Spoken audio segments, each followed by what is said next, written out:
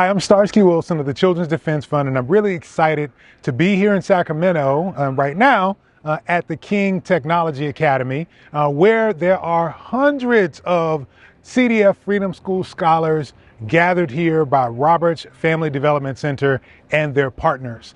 Today, I've spent time listening to them, to their community partners, to servant leaders, to scholars, to parents and caregivers, but mostly trying to hear what's going on with young people, how might we support and partner with them, and what are the challenges that they face that should be translated into solutions in public policy.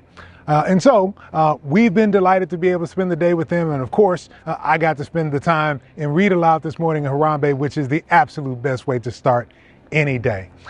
We're reminded today of the remarkable sacrifice of educators, of community activists and leaders who make freedom schools possible. And we do so pausing also in memory and appreciation for Miss Olive Wright Covington. Ms. Covington was an educator who spent much of her life in classrooms in South Carolina and in the DC area, but also helping us to build what Freedom Schools is today. While we lost her last month in June, the sister of our founder, Marian Wright Edelman, will always be with us in our work in communities like Sacramento, with partners like Roberts Family Development Center, with investors and community collaborators and educators like those who make this work possible. And so we pause in appreciation and gratitude for her memory, and her work today for all America's children. Because as the village gathers together to speak, CDF listens, and hers has been one of the critical voices to make CDF possible. Thank you, Olive Wright Covington. The way you do cheers and chants, the what y'all bring, the way you use music, I thought it's across sites. And it wasn't just about hype, it was about downtime, it was about giving scholars in a space to engage in their activities. So.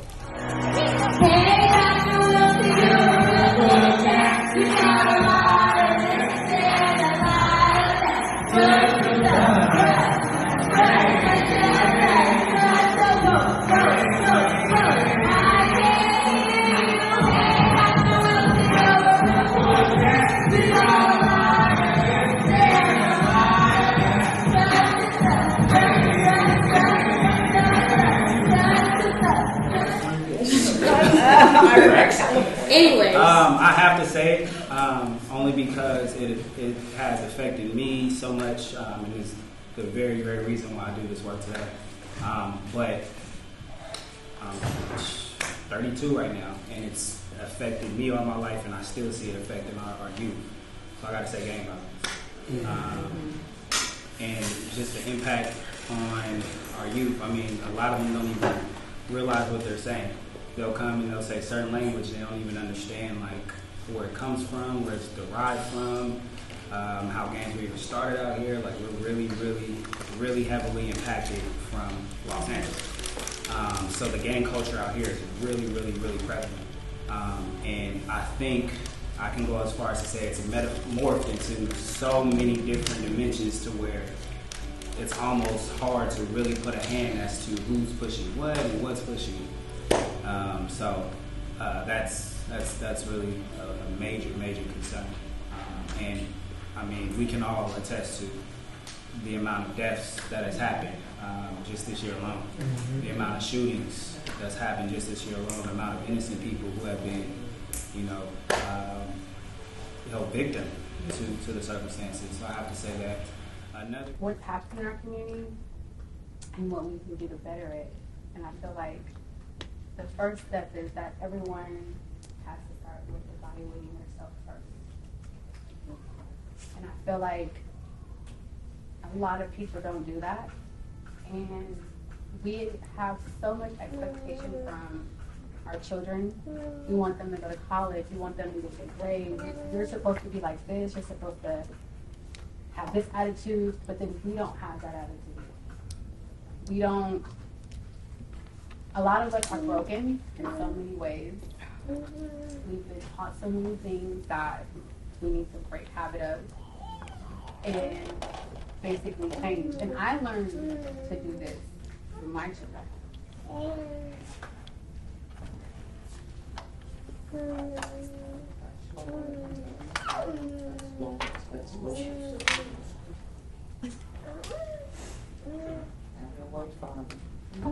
My daughter doesn't know. She'll be 11 on Saturday. But she has taught me so much. And I was a young mother. I had her at 22 years old. But from the day I got pregnant, I went to therapy. I went to parenting classes.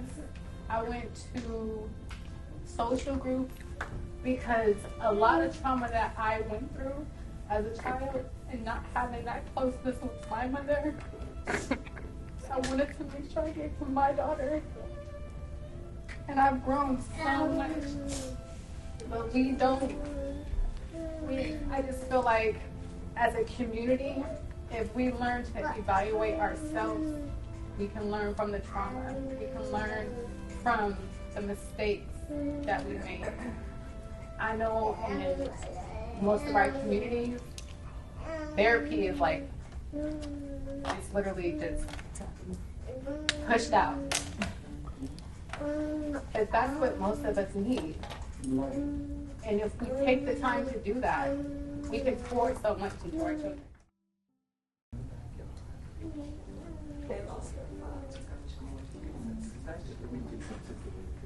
The Ross has been a mentor for my boys.